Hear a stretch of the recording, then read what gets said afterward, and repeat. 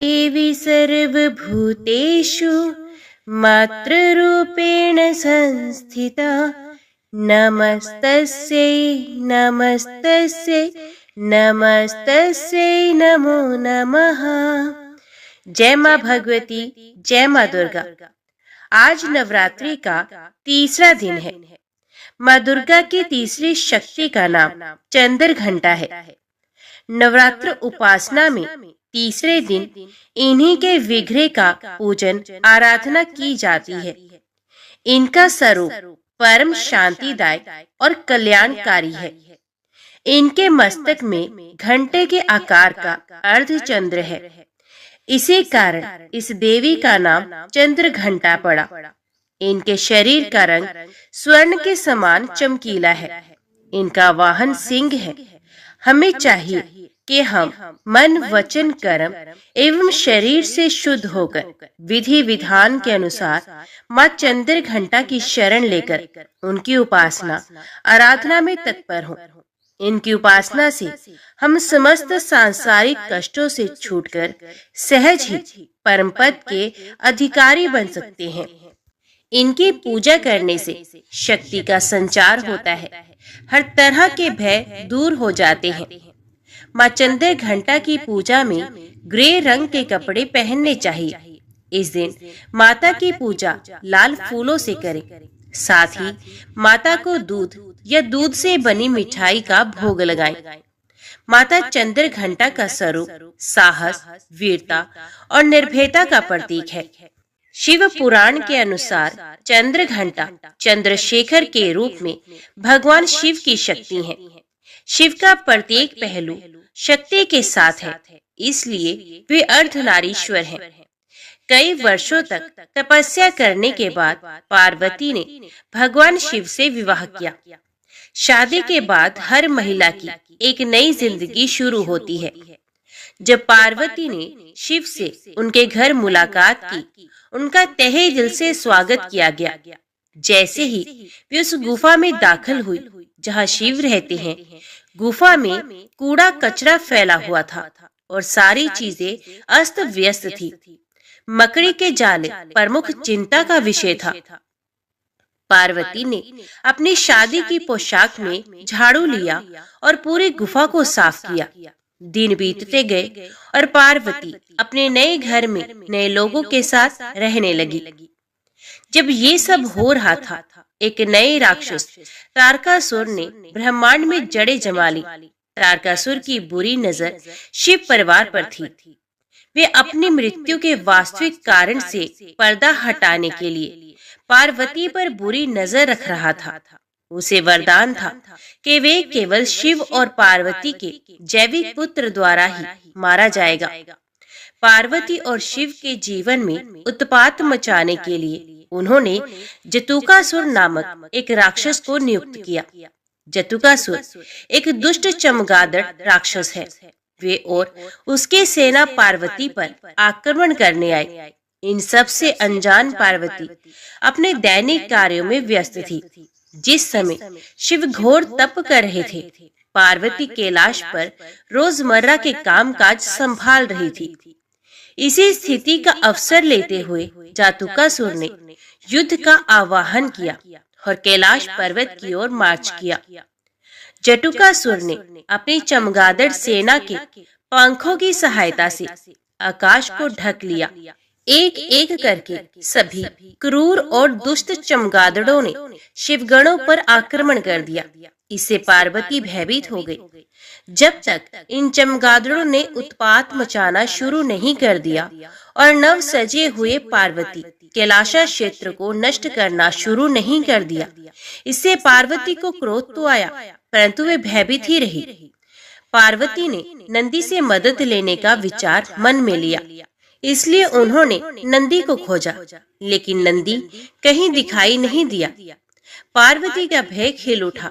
लगातार हार का सामना करने के बाद शिवगण पार्वती के पास आए और अपनी रक्षा की गुहार लगाई। पार्वती रोती हुई वहां गई जहां शिव अपना तप कर रहे थे, लेकिन वे असहाय थी। शिव अपना तप नहीं छोड़ पा रहे थे। उन्होंने पार्वती को उनकी आंतरिक शक्ति के बारे में याद दिलाया और कहा कि वे स्वयं शक्ति स्वरूपा है। उन्होंने उसे याद दिलाया कि वे स्वयं प्रकृति हैं, ब्रह्मांड की माँ है और वे स्वयं इस स्थिति से लड़ने और नियंत्रित करने के लिए पर्याप्त हैं। इस प्रकार माँ पार्वती ने जातकासुर से युद्ध करने का निर्णय लिया। पार्वती अंधेरे में बाहर चली गई और उन्हें मुश्किल से दिखाई दे रहा था। इससे उबरने के लिए उन्हें चांदनी की जरूरत थी। पार्वती ने चंद्रदेव से समर्थन मांगा और वे युद्ध के मैदान को रोशन करके पार्वती के साथ शामिल हो गए। युद्ध के दौरान पार्वती ने चंद्रदेव को अर्धचंद्र के रूप में अपने सर पर धारण किया था। पार्वती को कम रोशनी में चमगादड़ों से लड़ने में सक्षम सेना की आवश्यकता थी। भेड़ियों का एक बड़ा झुंड पार्वती की सहायता के लिए आया। भेड़ियों ने चमगादड़ों पर हमला किया और पार्वती ने जातकासुर से युद्ध किया। एक लंबी लड़ाई के बाद पार्वती को पता चला कि शैतान आकाश में चमगादड़ों में सक्रिय है। तो पार्वती युद्ध के मैदान में एक घंटा लेकर आई और उसे जोर से बजाया, जिससे चमगादड़ उड़ गए। भेड़ियों में से एक ने जातकासुर पर छलांग लगा दी। जमीन पर गिरने पर वे गुर्राने लगा। तब पार्वती ने उसके सर पर घंटे से वार किया। कीड़े जैसे तलवार से उसके पंख काट दिए गए और अंत में उसे मारने के लिए उसे उसकी छाती में डाल दिया। एक हाथ में चाकू और दूसरे हाथ में घंटा लिए पार्वती का ये भयावह रूप मस्तक पर चंद्रमा और भेड़िए पर विराजमान माता को ब्रह्मदेव ने चंद्र घंटा नाम दिया है। बाद में शिव ने पार्वती से कहा कि ये युद्ध किसी भी युद्ध और बाधाओं, आंतरिक या बाहरी के डर पर काबू पाने का साहस प्रदान करेगा। इसके अलावा कोई भी महिला अपने पुरुष के बिना कमजोर या असहाय नहीं है। जय माँ भगवती, जय माँ दुर्गा। अभी हम श्रवण करते हैं नवरात्रि के तीसरे दिन की कथा। हे महाराज, उसके ये बात सुनकर नारी श्रेष्ठ भगवती जोर से हंसकर मेघ के समान गंभीर वाणी में उससे कहने लगी, हे मंत्रीवर, मुझे देव माता के रूप में जानो। मैं सभी दैत्यों का नाश करने वाली त्रिपुर भैरवी महालक्ष्मी नाम से विख्यात हूँ। दानवेंद्र महिषासुर से पीड़ित और यज्ञभाग से बहिष्कृत सभी देवताओं ने उसके संहार के लिए मुझसे प्रार्थना की है। हे मंत्री श्रेष्ठ, इसलिए उसके वध के लिए पूर्ण रूप से तत्पर होकर मैं बिना किसी सेना के अकेली ही यहाँ आई हूँ। हे अनक, तुमने जो शांति पूर्वक आदर के साथ मेरा स्वागत करके मधुर वाणी में मुझसे ये बात की है, उससे मैं बहुत प्रसन्न हूँ। अन्यथा अपनी काल अग्नि के समान दृष्टि से तुम्हें भस्म कर देती। मधुरता से युक्त वचन भला किसके लिए प्रीतिकारक नहीं होता। अब तुम जाओ और मेरे शब्दों में उस पापी महिषासुर से कह दो, यदि तुम्हें जीवित रहने की अभिलाषा हो तो अभी पाताल लोक चले जाओ, नहीं तो मैं तुझ पापी तथा दुष्ट को रणभूमि में मार डालूंगी। मेरे बाणों से छिन्न भिन्न शरीर वाले होकर तुम यमपुरी चले जाओगे। हे मूर्ख, इसे मेरी दयालुता समझकर तुम यहाँ से शीघ्र चले जाओ, नहीं तो तुम्हारे मार दिए जाने पर देवतागण निश्चय ही तत्काल स्वर्ग का राज्य पालेंगे। इसलिए हे दुष्ट, जब तक मेरे बाण तुझ पर नहीं गिरते उसके पूर्व ही तुम शीघ्रता पूर्वक समुद्र सहित पृथ्वी का त्याग करके पाताल लोक चले जाओ। हे असुर, यदि तुम्हारे मन में युद्ध की इच्छा हो तो अपने सभी महाबली वीरों को साथ लेकर शीघ्र आ जाओ, मैं सबको यमपुरी पहुंचा दूंगी। हे महामूढ़, मैंने युग युग में तुम्हारे जैसे असंख्य दैत्यों का संहार किया है, उसी प्रकार मैं तुम्हें भी रण में मार डालूंगी। मेरा सामना करके तुम मेरे शस्त्र धारण करके परिश्रम को सफल करो, नहीं तो ये श्रम व्यर्थ हो जाएगा। काम पीड़ित तुम रणभूमि में मेरे साथ युद्ध करो। हे दुरात्मन, तुम इस बात पर अभिमान मत करो कि मुझे ब्रह्मा का वर प्राप्त हो गया है। हे मूढ़, केवल स्त्री के द्वारा वध होने के कारण तुमने शेष देवताओं को बहुत पीड़ित किया है, अतः ब्रह्मा जी का वचन सत्य करना है। इसलिए स्त्री का अनुपम रूप धारण करके मैं तुझ पापी का संहार करने के लिए ही यहाँ आई। हे मूढ़, यदि जीवित रहने की इच्छा हो तो इसी समय देवलोक छोड़कर तुम सर्पों से भरे पाताल लोक अथवा जहाँ तुम्हारी इच्छा हो वहाँ चले जाओ। देवी ने उससे ऐसा कहा। तब उनकी बात सुनकर वे पराक्रमशाली मंत्री श्रेष्ठ उनसे सार गर्भित वचन कहने लगा। हे देवी, आप अभिमान में चूर होकर एक साधारण स्त्री के समान बात कर रही हैं। कहीं वे महिषासुर और कहाँ आप? ये युद्ध तो असंभव ही दिखता है। आप यहाँ अकेली हैं और उस पर भी सद्य युवावस्था को प्राप्त सुकुमार बाला है। इसके विपरीत वे महिषासुर विशाल शरीर वाले हैं। ऐसी स्थिति में उनकी और आपकी तुलना कल्पनातीत है। उनके पास हाथी, घोड़े और रथ से परिपूर्ण, पैदल सैनिकों से संपन्न तथा अनेक प्रकार के आयुधों से सज्जित अनेक प्रकार की सेना है। मालती के पुष्पों को कुचल डालने वाले गजराज को भला कौन सा परिश्रम करना पड़ता है? हे सुजगने, उसी प्रकार युद्ध में आपको मारने में महिषासुर को कुछ भी प्रयास नहीं करना पड़ेगा।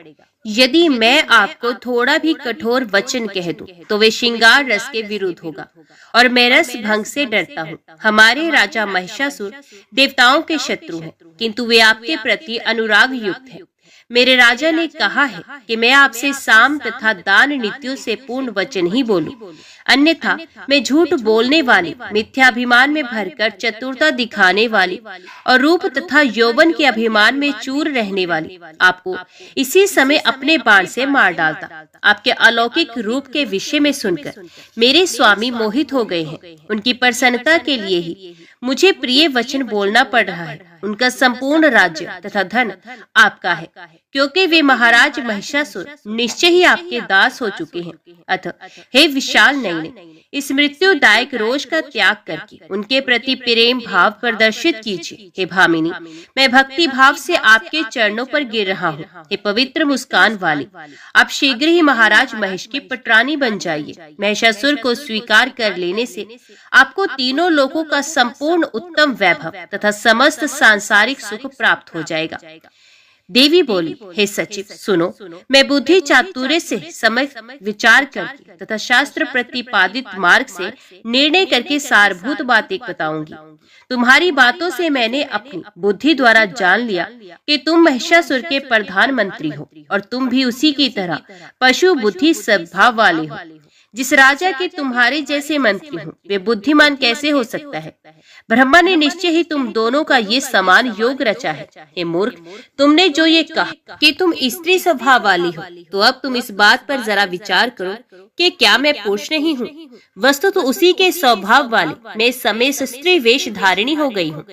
तुम्हारे स्वामी महिषासुर ने पूर्व काल में जो स्त्री से मारे जाने का वरदान मांगा था, उसी से मैं समझती हूँ कि वे महामूर्ख हैं। वे वीर रस का थोड़ा भी जानकार नहीं है। स्त्री के द्वारा मारा जाना पराक्रमहीन के लिए भले ही सुखकर हो, किंतु वीर के लिए ये कष्टप्रद होता है। महेश की अपनी जो बुद्धि हो सकती है, उसी के अनुसार तुम्हारे स्वामी ने ऐसा वरदान मांगा। इसलिए मैं स्त्री रूप धारण करके अपना कार्य सिद्ध करने के लिए ही यहाँ आई हूँ। मैं तुम्हारे धर्मशास्त्र विरोधी वचनों से क्यों डरूं? जब दैव प्रतिकूल होता है, तब एक तिनका भी वज्र तुल्य हो जाता है, और जब वे देव अनुकूल होता है, तब वज्र भी तूल रुई के समान हो जाता है। जिसकी मृत्यु सन्निकट हो, उसके लिए सेना, अस्त्र शस्त्र तथा किले की सुरक्षा, सैन्य बल आदि प्रपंचों से क्या लाभ? जब कालयोग से देह के साथ जीव का संबंध स्थापित होता है, उसी समय विधाता के द्वारा सुख तथा दुख तथा मृत्यु सब कुछ निर्धारित कर दिया जाता है। दैव ने जिस प्राणी की मृत्यु जिस प्रकार से निश्चित कर दी है, उसकी मृत्यु उसी प्रकार से होगी, इसके विपरीत नहीं। ये संपूर्ण सत्य है। जिस प्रकार से ब्रह्मा आदि देवताओं के भी जन्म और मृत्यु सुनिश्चित किए गए रहते हैं, समय आने पर उसी प्रकार से उनका भी जन्म मरण होता है। तब अन्य लोगों के विषय में विचार ही क्या? उन ब्रह्मा आदि मरण धर्मा के वरदान से गर्वित होकर जो लोग ये समझते हैं कि हम नहीं मरेंगे, वे मूर्ख तथा अल्प बुद्धि वाले हैं। अतएव अब तुम शीघ्र जाओ और अपने राजा से मेरी बात कह दो। इसके बाद तुम्हारे राजा जैसी आज्ञा दे तुम वैसा करना। इंद्र को स्वर्ग प्राप्त हो जाए और देवताओं को यज्ञ का भाग मिलने लगे। तुम लोग यदि जीवित रहना चाहते हो तो पाताल लोक चले जाओ। और हे मूर्ख, यदि दुष्टात्मा महिषासुर का विचार विपरीत हो तो वे मरने के लिए तैयार होकर मेरे साथ युद्ध करे। यदि तुम ये मानते हो कि विष्णु आदि प्रधान देवता तो युद्ध में पहले ही परास्त हो गए, तो उस समय उसका कारण था विपरीत भाग्य तथा ब्रह्मा जी का वरदान। व्यास जी बोले, देवी का ये वचन सुनकर वे दानव सोचने लगा, अब मुझे क्या करना चाहिए? मैं इसके साथ युद्ध करूं या राजा महिष के पास वापस लौट चलूं? किंतु ये भी है कि कामातुर महाराज महिष ने विवाह के लिए उसे राजी करने के लिए मुझे आज्ञा दी है, तो फिर रस भंग करके मैं राजा के पास लौटकर कैसे जाऊं? अंत में अब मुझे यही विचार उचित प्रतीत होता है कि बिना युद्ध किए ही राजा के पास शीघ्र चला जाऊं और जैसा सामने उपस्थित हो वैसा उनको बता दो। उसके बाद बुद्धिमानों में श्रेष्ठ राजा महिष अपने चतुर मंत्रियों से विचार विमर्श करके जो उचित समझेंगे वही करेंगे। मुझे अचानक इस स्त्री के साथ युद्ध नहीं करना चाहिए, क्योंकि जय अथवा पराजय इन दोनों में राजा का अप्रिय हो सकता है। यदि ये सुंदरी मुझे मार डाले अथवा मैं ही जिस किसी उपाय से इसको मार डालूं, तभी राजा महिष निश्चित रूप से कुपित होंगे। अतः अब मैं वहीं पर चलकर इस सुंदरी के द्वारा आज जो कुछ कहा गया वे सब राजा महिष को बता दूं। तत्पश्चात उनकी जैसी रुचि होगी वैसा ही वे करेंगे। ऐसा विचार करके वे बुद्धिमान मंत्री राजा महिष के पास गया और उसे प्रणाम कर दोनों हाथ जोड़कर कहने लगा, हे राजन, सुंदर रूप वाली वे त्रिपुर सुंदरी देवी सिंह पर आरूढ़ है। उस मनोहर देवी के 18 भुजाएं हैं और उस श्रेष्ठ देवी ने उत्तम कोटि के आयुध धारण कर रखे हैं। हे महाराज, मैंने उससे कहा, हे भामिनी, तुम राजा महिष से प्रेम कर लो और तीनों लोगों के स्वामी उन महाराज की प्रिय पटरानी बन जाओ। केवल तुम ही उनकी पटरानी बनने के योग्य हो, इसमें कोई संशय नहीं। वे तुम्हारी आज्ञाकारी बनकर सदा तुम्हारे अधीन रहेंगे। हे सुमुखी, महाराज महिष को पति रूप में प्राप्त करके तुम चिरकाल तक तीनों लोगों के ऐश्वर्य का उपभोग कर समस्त स्त्रियों में सौभाग्यवती बन जाओ। मेरा ये वचन सुनकर विशाल नयनों वाली वे सुंदरी गर्व के आवेग से विमोहित होकर मुस्कुराती हुई मुझसे ये बात बोली, मैं देवताओं का हित करने के विचार से महिषी के गर्भ से उत्पन्न उस अधम पशु महिष को देवी के लिए बलि चढ़ा दूंगी। हे मंदबुद्धे, इस संसार में भला कौन मूर्ख स्त्री महिष को पति रूप में स्वीकार कर सकती है? क्या मुझ जैसी स्त्री पशु स्वभाव वाले उस महिषासुर से प्रेम कर सकती है? हे मूर्ख, सींग वाली तथा जोर जोर से चिल्लाने वाली कोई महिषी ही उस श्रृंगधारी महिष को अपना पति बना सकती है, किंतु मैं वैसी मूर्ख नहीं हूँ। देवी ने पुण्य कहलाया है। मैं तो देवताओं के शत्रु तथा तुझ महिषासुर के साथ रणक्षेत्र में युद्ध करूंगी और तुम्हें मार डालूंगी। हे दुष्ट, यदि जीवित रहने की तुम्हारी इच्छा हो तो अभी पाताल लोक चले जाओ। हे राजन, उस मदमती स्त्री ने ऐसी बहुत कठोर बातें मुझसे कही। उसे सुनकर बार बार विचार करने के बाद मैं यहाँ लौट आया हूँ। आपका रस भंग ना हो ये सोचकर मैंने उसके साथ युद्ध नहीं किया, और फिर आपकी आज्ञा के बिना मैं व्यर्थ ही युद्ध कैसे कर सकता था? हे राजन, वे स्त्री सदा अपने बल से अत्यंत उन्मत्त रहती है। होने के विषय में मैं नहीं जानता, आगे ना जाने क्या होगा। इस विषय में आप ही प्रमाण है। इसमें परामर्श देना मेरे लिए अत्यंत कठिन है। इस समय हमारे लिए युद्ध करना अथवा पलायन कर जाना, इन दोनों में कौन श्रेयस्कर होगा, इसका निर्णय मैं नहीं कर पा रहा। मंत्री की ये बात सुनकर मदोमत राजा महिषासुर अपने वयोवृद्ध मंत्रियों को बुलाकर उनसे ये वचन कहने लगा। राजा बोला, हे मंत्रीगण, आप लोग निर्भीकता पूर्वक मुझे शीघ्र बताएं कि इस समय मुझे क्या करना चाहिए। आप लोग इस कार्य में प्रवीण हैं, साथ ही साम तथा दंड आदि नीतियों में भी कुशल हैं। कहीं देवताओं के द्वारा रची गई शांभरी माया के रूप में तो ये नहीं आई है। अतः आप लोग मुझे ये बताएं कि इस समय किस नीति का सहारा लिया जाए। मंत्रीगण बोले, हे राजन, बुद्धिमान लोगों को सदा सत्य और प्रिय बोलना चाहिए तथा सम्यक विचार करके हितकर कार्य करना चाहिए। हे राजन, सत्य वचन कल्याणकारी होता है और प्रिय वचन अहितकार होता है। इस लोक में अप्रिय वचन भी मनुष्यों के लिए उसी प्रकार हितकारक होता है जैसे औषधि अरुचिकर होते हुए भी मनुष्य के रोगों का नाश करने वाली होती है। हे पृथ्वीपति, सत्य बात को सुनने तथा मानने वाला दुर्लभ है, सत्य बोलने वाला तो परम दुर्लभ है, किंतु चाटुकारिता पूर्ण बातें करने वाले बहुत से लोग हैं। हे राजन, इस गूढ़ विषय में हम लोग कुछ कैसे कह सकते हैं, और फिर इस त्रिलोकी में भविष्य में होने वाले शुभ अथवा अशुभ परिणाम के विषय में कौन जान सकता है। राजा बोला, आप लोग अपनी अपनी बुद्धि के अनुसार अलग अलग विचार प्रकट करें, जिसका जो भाव होगा उसे सुनकर मैं स्वयं विचार करूंगा, क्योंकि बुद्धिमान पुरुषों को चाहिए कि अनेक लोगों के मंतव्य सुनकर और फिर उन पर बार बार विचार करके उनमें से अपने लिए जो कल्याणप्रद हो उसी को काम को करे। व्यास जी बोले, उसकी यह बात सुनकर महाबली विरूपाक्ष राजा महिष को प्रसन्न करते हुए शीघ्र कहने लगा, हे राजन, वे बेचारी स्त्री मदमत होकर जो कुछ बोल रही है, उन बातों को आप केवल धमकी भर समझे, ये जानते हुए भी कि झूठ और साहस स्त्रियों की आदत होती है। भला कौन एक स्त्री के कहे हुए युद्धोमादि कठोर वाक्यों से डरेगा। हे राजन, तीनों लोकों पर विजय प्राप्त करके भी आज आप स्त्री के भय से ग्रस्त हो गए हैं। उसकी अधीनता स्वीकार कर लेने पर इस लोक में अवश्य ही आप जैसे वीर की अपकीर्ति होगी। अतएव हे महाराज, मैं अकेला ही उस चंडिका से युद्ध करने के लिए जा रहा हूँ और उसे निश्चित रूप से मार डालूंगा।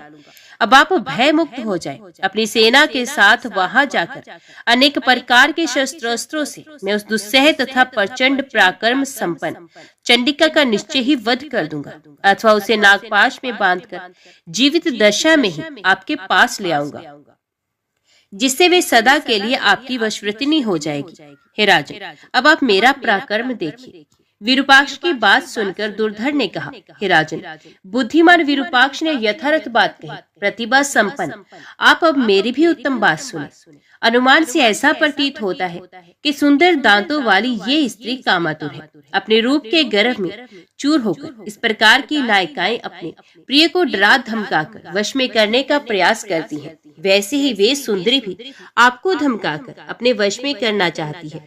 ये तो माननीय स्त्रियों का हाव भाव होता है, और उसका रस का महान ज्ञाता ही उस हाव भाव को समझ पाता है।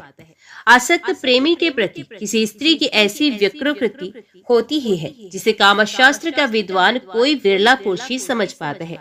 जैसे उसने कहा, मैं तुम्हें युद्ध क्षेत्र में बाणों से मारूंगी, इस कथन से बहुत बड़ा रहस्य निहित है, जिसे रहस्यविद ही भली भांति समझ सकते हैं। माननीय स्त्रियों के बाण तो उनके कटाक्षी कहे गए हैं, और हे राजन, उनके व्यंग्यपूर्ण वचन दूसरे पुष्पांजलिमय बाण है, क्योंकि कटाक्ष को छोड़कर वे अन्य प्रकार के बाण भला आप पर क्या चला सकेगी। जब ब्रह्मा विष्णु महेश आदि में आप पर बाण चलाने की शक्ति नहीं, तो वैसी स्त्रियों में अन्य बाण चलाने की शक्ति कहाँ है। उसने अमात्य से जो कहा था, हे मत, मैं तुम्हारे राजा को अपने नेत्र बाणों से बेध डालूंगी, इस कथन का तात्पर्य उन रस ज्ञान से विहीन मंत्री ने विपरीत ही समझ लिया। उसने प्रधान अमात्य से जो भी कहा था कि मैं तुम्हारे स्वामी को रणमय शैया पर गिरा दूंगी, इस कथन का तात्पर्य उस स्त्री के द्वारा विपरीत रति क्रीड़ा का किया जाना समझना चाहिए। साथ ही उसने ये बात कही कि मैं उन्हें प्राणहीन कर दूंगी। तो हे राजन, पुरुषों को वीर्य को ही प्राण कहा गया है, अतः उस स्त्री के कथन का तात्पर्य आपको वीर्यहीन कर देने से है, इसके अतिरिक्त दूसरी बात नहीं। हे राजन, व्यंग भरे इस कथन के द्वारा वे सुंदरी आपको पति के रूप में वर्ण करना चाहती है। रसशास्त्र के विद्वानों को विचार पूर्वक इस कथन का अभिप्राय भलीभांति जान लेना चाहिए। हे महाराज, ऐसा जानकर आपको उसके प्रति रस में व्यवहार करना चाहिए। साम, प्रिय वचन और दान, प्रलोभन आदि, यही दो उपाय उसे वश में करने के हैं। इनके अतिरिक्त कोई दूसरा उपाय नहीं है। रुष्ट अथवा मद गर्वित कोई भी माननीय स्त्री इन उपायों से वशवर्तिनी हो जाती है। उसी प्रकार के मधुर वचनों से प्रसन्न करके मैं उसे आपके पास ले आऊंगा। हे राजन, बहुत कहने से क्या लाभ, अभी वहां जाकर मैं उस स्त्री को एक दासी की भांति सदा के लिए आपके वश में कर दूंगा। दुर्धर की ये बात सुनकर तत्वविद ताम्र बोला, हे राजन, अब आप मेरे द्वारा कही गई बात सुनिए, जो तर्क युक्त, धर्म से ओतप्रोत, रस में तथा नीति से भरी हुई है। हे मानव, ये बुद्धि संपन्न स्त्री न कामातुर है, न आप पर आसक्त है, और न तो उसने व्यंग्यपूर्ण बातें ही कही हैं। हे महाबाहु, ये तो महान आश्चर्य है कि अत्यधिक रूपवती और मनोहर स्त्री बिना किसी का आश्रय लिए अकेले ही युद्ध हेतु आई हुई है। 18 भुजाओं से संपन्न ऐसी पराक्रमशालिनी तथा सुंदर स्त्री किसी के भी द्वारा तीनों लोकों में ना तो देखी गई ना तो सुनी गई। उसने अनेक प्रकार के सुदृढ़ आयुध धारण कर रखे हैं। हे राजन, इससे मैं तो ये मानता हूँ कि समय ने सब कुछ हमारे विपरीत कर दिया है। मैंने रात में अपशकुन सूचक अनेक स्वप्न देखे हैं। इससे मैं तो ये समझता हूँ कि अब निश्चय ही हमारा विनाश आ चुका है। मैंने आज ही उषा काल में स्वप्न देखा कि काले वस्त्र धारण किए एक स्त्री घर के आंगन में रुदन कर रही है। वे विनाश सूचक स्वप्न विचारणीय है। हे राजन, आजकल घर घर में भयानक पक्षी रोया करते हैं और घर घर में विविध प्रकार के उपद्रव होते रहते हैं। इससे मैं तो ये समझता हूँ कि इसमें निश्चित रूप से कुछ और ही कारण है। तभी तो युद्ध के लिए कृत संकल्प ये स्त्री आपको ललकार रही है। हे राजन, ये ना तो मानुषी, न गंधर्वी और ना ही आसुरी है, अपितु इसे देवताओं की रची हुई मोहकरी माया समझना चाहिए। अतः मेरा ये दृढ़ मत है कि इस समय कायरता नहीं प्रदर्शित करनी चाहिए, अपितु हर तरह से युद्ध करना चाहिए। जो होना होगा वे होकर रहेगा। भविष्य में विधाता के द्वारा किया जाने वाला शुभ या अशुभ के बारे में कौन जानता है। अतः विद्वान पुरुषों को चाहिए कि बुद्धि पूर्वक धैर्य धारण करके समय की प्रतीक्षा करे। हे राजन, प्राणियों का जन्म तथा मरण दैव के अधीन होता है।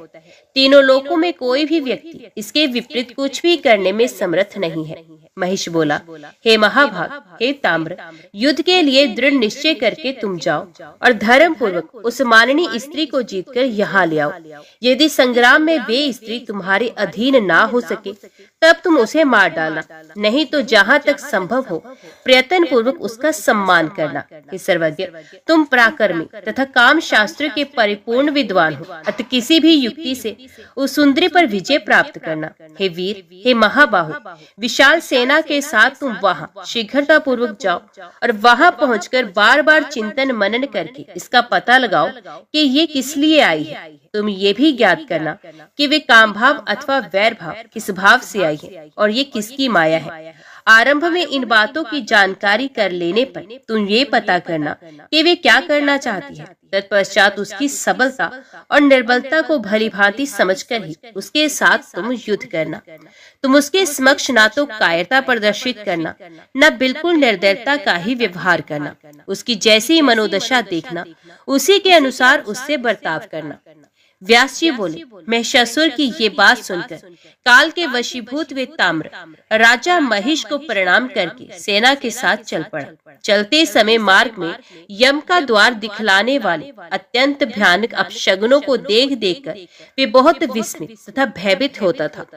देवी के समीप पहुंचकर उसने देखा कि वे सिंह पर सवार है। वे विविध प्रकार के आयुधों से विभूषित है तथा सभी देवता उनकी स्तुति कर रहे हैं। तदंतर उस ताम्र ने विनम्र भाव से खड़े होकर सामनीति का आश्रय लेकर मधुर वाणी में शांति पूर्वक देवी से ये वचन कहा, हे देवी, दैत्यों के अधिपति तथा विशाल सिंगों वाले राजा महिष आपके रूप तथा गुण पर मोहित होकर आपसे विवाह करने की अभिलाषा रखते हैं। विशाल नयनों तथा सुकुमार अंगों वाली हे सुंदरी, देवताओं के लिए भी अजय उन महिष से आप प्रेम कीजिए और उन्हें पति रूप में प्राप्त करके अद्भुत नंदन वन में विहार कीजिए। सभी प्रकार के सुखों के निधान स्वरूप इस सर्वांग सुंदर शरीर को प्राप्त करके हर तरह सुख भोगना चाहिए और दुख का तिरस्कार करना चाहिए। यही बात सर्वमान्य है। हे करभोरु, आपने अपने हाथों में ये आयुध किस लिए धारण कर रखे हैं? कमल के समान कोमल आपके ये हाथ तो पुष्पों के गेंद धारण करने योग्य हैं। बोह रूपी धनुष के रहते आपको ये धनुष धारण करने से क्या प्रयोजन है? और जब आपके पास एक कटाक्ष रूपी बाण है तो फिर व्यर्थ बाणों को धारण करने से क्या लाभ? इस संसार में युद्ध दुखदायी होता है, अतः ज्ञानी जन को युद्ध नहीं करना चाहिए। राज्य तथा धन के लोलुप लोग भी परस्पर युद्ध करते हैं। पुरुषों से भी युद्ध नहीं करना चाहिए। फिर तीक्ष्ण बाणों से युद्ध की तो बात ही क्या। अपने अंगों का सिद्ध जाना भला किसकी प्रसन्नता का कारण बन सकता है? अतएव हे तन्वंगी, आप कृपा करें और देवताओं तथा दानवों के द्वारा पूजित मेरे स्वामी महिष को पति के रूप में स्वीकार करें। वे आपके सभी वांछित मनोरथ पूर्ण करेंगे और उन्हें पति रूप में पाकर आप सदा के लिए उनकी पटरानी बन जाएंगे। इसमें संदेह नहीं। हे देवी, आप मेरी बात मान लें, इससे आपको उत्तम सुख मिलेगा। कष्ट पाकर भी संग्राम में विजय का संदेह बना रहता है, इसमें संशय नहीं है। हे सुंदरी, आप राजनीति भलीभांति जानती हैं, अतः हजारों हजारों वर्षों तक राज्य सुख का भोग करें। आपको तेजस्वी पुत्र प्राप्त होगा, वे भी राजा बनेगा। इस प्रकार आप युवावस्था में क्रीड़ा सुख प्राप्त करके वृद्धावस्था में आनंद प्राप्त करेंगे। उस ताम्र की ये बात सुनकर भगवती जगदम्बिका मेघ के समान गंभीर वाणी में हंसते हुए कहने लगी, हे ताम्र, तुम अपने स्वामी महिष के पास जाओ और मरने को उदित मंद बुद्धि, अति कामातुर तथा ज्ञान शून्य उस मूर्ख से कहो कि जिस प्रकार तुम्हारी माता महिषी घास खाने वाली, प्रौढ़ा, विशाल सींगों वाली, लंबी पूंछ वाली तथा महान उदर वाली है, वैसी मैं नहीं हूँ।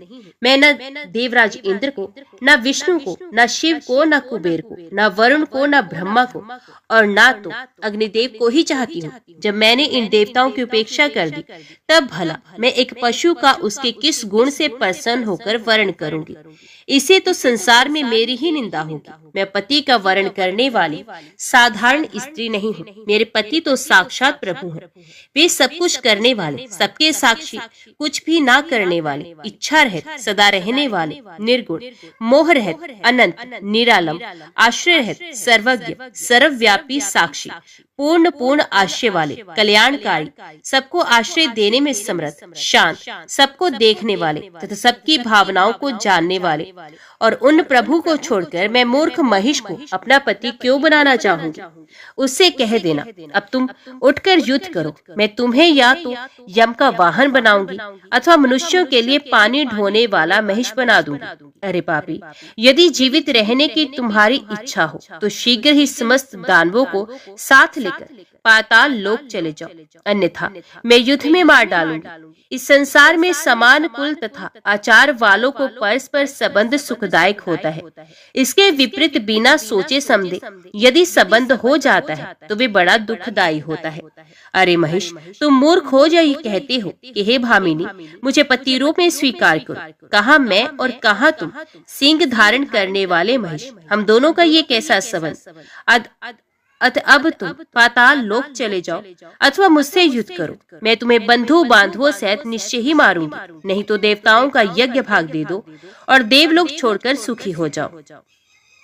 ऐसा कहकर देवी ने बड़े जोर से अद्भुत गर्जन किया। वे गर्जन प्रलय कालीन भीषण ध्वनि के समान तथा दैत्यों को भयभीत कर देने वाला था। उस नाद से पृथ्वी कांप उठी और पर्वत डगमगाने लगे तथा दैत्यों की पत्नियों के गर्भ गिर गए। उस शब्द को सुनकर ताम्र के मन में भय व्याप्त हो गया और तब वे वहां से भागकर महिषासुर के पास जा पहुंचा। हे राजन, उसके नगर में जो भी दैत्य थे वे सब बड़े चिंतित हुए। वे उस ध्वनि के प्रभाव से बधिर हो गए और वहां से भागने लगे। उसी समय देवी का सिंह भी क्रोध पूर्वक अपने गर्दन के बालों को फैलाकर बड़े जोर से दहाड़ा। उस गर्जन से सभी दैत्य बहुत डर गए। ताम्र को वापस आया देखकर महिषासुर को बहुत विस्मय हुआ।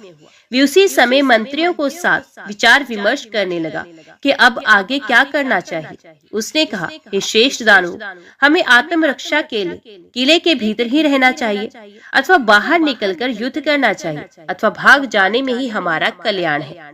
आप लोग बुद्धिमान, अजय तथा सभी शास्त्रों के विद्वान हैं। अतः मेरे कार्य की सिद्धि के लिए आप लोग अत्यंत गुप्त मंत्रणा करें, क्योंकि मंत्रणा को ही राज्य का मूल कहा गया है। यदि मंत्रणा सुरक्षित गुप्त रहती है तभी राज्य की सुरक्षा संभव है। अतएव राजा को चाहिए कि बुद्धिमान तथा सदाचारी मंत्रियों के साथ सदा मंत्रणा करे। मंत्रणा के खुल जाने पर राज्य तथा राजा इन दोनों का विनाश हो जाता है। अतः अपने अभय उदय की इच्छा रखने वाले राजा को चाहिए कि भेद खुल जाने के भय से सदा गुप्त मंत्रणा करें। अतः इस समय आप मंत्रीगण नीति निर्णय पर समय विचार करके देश काल के अनुसार मुझे सार्थक तथा हितकर परामर्श प्रदान करें। देवताओं द्वारा निर्मित जो ये अत्यंत बलवती स्त्री बिना किसी सहायता के अकेली ही यहाँ आई है, उसके रहस्य पर आप लोग विचार करें। वे बाला हमें युद्ध के लिए चुनौती दे रही है। इससे बढ़कर आश्चर्य और क्या हो सकता है। इसमें मेरी विजय होगी अथवा पराजय, इसे तीनों लोकों में भला कौन जानता है। ना तो बहुत संख्या वालों की ही सदा विजय होती है, ना तो अकेले रहता ही किसी की पराजय होती है। युद्ध में जय तथा पराजय को सदा दैव के अधीन जानना चाहिए। पुरुषार्थवादी लोग कहते हैं कि देव क्या है, उसे किसने देखा है, इसलिए तो बुद्धिमान उसे अदृष्ट कहते हैं। उसके होने में क्या प्रमाण है, वे केवल कायरों को आशा बांधने का साधन है। सामर्थ्यवान लोग उसे कहीं नहीं देखते। उद्यम और दैव ये दोनों ही वीर तथा कायर लोगों की मान्यताएं हैं। अतः बुद्धि पूर्वक सारी बातों पर विचार करके हमें कर्तव्य का निश्चय करना चाहिए। राजा महिष का ये सार गर्भित बात सुनकर महायशस्वी बिडालाख्य ने हाथ जोड़कर अपने महाराज महिषासुर से ये वचन कहा, हे राजन, विशाल नयनों वाली इस स्त्री के विषय में सावधानी पूर्वक बार बार ये पता लगाया जाना चाहिए कि यहाँ किस लिए और कहाँ से आई है तथा ये किसकी पत्नी है। मैं तो ये समझता हूँ कि स्त्री के द्वारा ही आपकी मृत्यु होगी। ऐसा भली भांति जानकर सभी देवताओं ने अपने तेज से उस काम कमल नैनी स्त्री को निर्माण करके यहाँ भेजा है। युद्ध देखने की इच्छा वाले वे देवता भी आकाश में छिपकर विद्यमान है और अवसर आने पर युद्ध की इच्छा वाले देवता भी उसकी सहायता करेंगे। उस स्त्री को आगे करके वे विष्णु आदि प्रधान देवता युद्ध में हम सबका वध कर देंगे और वे स्त्री भी आपको मार डालेगी। मैंने तो यही समझा है कि उन देवताओं का यही अभीष्ट है, किंतु मुझे भविष्य में होने वाले परिणाम का बिल्कुल ज्ञान नहीं। हे प्रभु, मैं इस समय ये भी नहीं कह सकता कि आप युद्ध ना करें। हे महाराज, देवताओं के द्वारा निर्मित इस कार्य में कुछ भी निर्णय लेने में आप ही प्रमाण है। हम अनुयायियों का तो यही धर्म है कि अवसर आने पर आपके लिए सदा मरने को तैयार रहें अथवा आपके साथ आनंद पूर्वक रहें। हे राजन, अद्भुत बात तो ये है कि बल अभिमानी और सेना संपन्न हम लोगों को एक स्त्री युद्ध के लिए चुनौती दे रही है। दुर्मुख बोला, हे राजन, मैं ये पूर्ण रूप से जानता हूँ, क्या युद्ध में विजय निश्चित रूप से हम लोगों की होगी। हम लोगों को पलायन नहीं करना चाहिए, क्योंकि युद्ध से भाग जाना पुरुषों की कीर्ति को नष्ट करने वाला है। इंद्र आदि देवताओं के साथ भी युद्ध में जब हम लोगों ने ये निंदनीय कार्य नहीं किया, तब उस अकेली स्त्री को सामने पाकर उससे डरकर भला कौन पलायन करेगा। अतः अब हमें युद्ध आरंभ कर देना चाहिए। युद्ध में हमारी मृत्यु हो अथवा विजय, जो होना होगा वे तो होगा ही। यथार्थ ज्ञान वाले को इस विषय में चिंता की क्या आवश्यकता। रणभूमि में मरने पर कीर्ति मिलेगी और विजय होने पर जीवन में सुख। इन दोनों ही बातों को मन में स्थिर करके हमें आज ही युद्ध छेड़ देना चाहिए। युद्ध से पलायन कर जाने से हमारा यश नष्ट हो जाएगा। आयु के समाप्त हो जाने पर मृत्यु होनी तो निश्चित है। अतएव जीवन तथा मरण के लिए व्यर्थ चिंता नहीं करनी चाहिए। दुर्मुख का विचार सुनकर बात करने में परम प्रवीण बाष्कल हाथ जोड़कर विनम्रता पूर्वक राजा महिषासुर से ये वचन बोला, हे राजन, कायर लोगों के लिए प्रिय इस पलायन कार्य के विषय में आपको विचार नहीं करना चाहिए। मैं इस चंचल नेत्रों वाली चंडी को अकेला ही मार डालूंगा। हमें सर्वदा उत्साह से संपन्न रहना चाहिए, क्योंकि उत्साह ही वीर रस का स्थायी भाव है। हे राजन, भयानक रस तो वीर रस का वैरी है। अतएव हे राजन, भय का त्याग करके मैं अद्भुत युद्ध करूंगा। हे नरेंद्र, मैं उस चंडिका को मारकर उसे यमपुरी पहुंचाऊंगा। मैं यम, इंद्र, कुबेर, वरुण, वायु, अग्नि, विष्णु, शिव, चंद्रमा और सूर्य से भी नहीं डरता। तब उस अकेली तथा मदोमत स्त्री से भला क्यों डरूंगा। पत्थर पर शांत धरे हुए तीक्ष्ण बाणों से मैं उस स्त्री का वध कर दूंगा। आज आप मेरा बाहुबल तो देखिए, और इस स्त्री के साथ युद्ध करने के लिए आपको संग्राम में जाने की आवश्यकता नहीं है। आप केवल सुख पूर्वक विहार कीजिए। दैत्यराज महिष से मदोमत बाष्कल के ऐसा कहने पर वहां उपस्थित दुर्धर अपने राजा महिषासुर को प्रणाम करके कहने लगा, हे महाराज महिष, रहस्यमय ढंग से आई हुई उस देव निर्मित 18 भुजाओं वाली तथा मनोहर देवी पर मैं विजय प्राप्त करूंगा। हे राजन, आपको भयभीत करने के लिए ही देवताओं ने इस माया की रचना की है। ये एक विभिक्षा मात्र है। ऐसा जानकर आप अपने मन की व्याकुलता दूर कर दीजिए। हे राजन, ये सब तो राजनीति की बात हुई। अब आप मंत्रियों का कर्तव्य सुने। हे दानवेंद्र, 3 प्रकार के मंत्री संसार में होते हैं। उनमें कुछ सात्विक, कुछ राजस तथा कुछ तामस होते हैं। सात्विक मंत्री अपनी पूरी शक्ति से अपने स्वामी का कार्य सिद्ध करते हैं। वे अपने स्वामी के कार्य में बिना कोई अवरोध उत्पन्न किए अपना कार्य करते हैं। ऐसे मंत्री एकाग्रचित, धर्मपरायण तथा मंत्र शास्त्रों, मंत्रणा से संबंधित शास्त्र के विद्वान होते हैं। राजस प्रकृति के मंत्री चंचल चित्त वाले होते हैं और वे सदा अपना कार्य साधने में लगे रहते हैं। जब कभी उनके मन में आ जाता है तब वे अपने स्वामी का भी काम करते हैं। तामस प्रकृति के मंत्री लोभपरायण होते हैं और वे सदैव अपना कार्य सिद्ध करने में संलग्न रहते हैं। वे अपने स्वामी का कार्य विनिष्ट करके भी अपना कार्य सिद्ध करते हैं। वे समय आने पर परपक्ष के लोगों से प्रलोभन पाकर अपने स्वामी का भेद खोल देते हैं और घर में बैठे बैठे अपनी कमजोरी शत्रु पक्ष के लोगों को बता देते हैं। ऐसे मंत्री म्यान में छिपी तलवार की भांति अपने स्वामी के कार्य में बाधा डालते हैं और संग्राम की स्थिति उत्पन्न होने पर सदा उन्हें डराते रहते हैं। हे राजन, उन मंत्रियों का कभी विश्वास नहीं करना चाहिए, क्योंकि उनका विश्वास करने पर काम बिगड़ जाता है और गुप्त भेद भी खुल जाता है। लोभी, तमोगुणी, पापी, बुद्धिहीन, शठ तथा खल मंत्रियों का विश्वास कर लेने पर वे क्या क्या अनर्थ नहीं कर डालते। अतएव हे राजन, मैं स्वयं युद्ध भूमि में जाकर आपका कार्य संपन्न करूंगा। आप किसी भी तरह की चिंता न करें। मैं उस दुराचारिणी स्त्री को पकड़कर आपके पास शीघ्र ले आऊंगा। आप मेरा बल तथा धैर्य देखिए। मैं अपनी पूरी शक्ति से अपने स्वामी का कार्य सिद्ध करूंगा। जय मां भगवती, जय मां दुर्गा।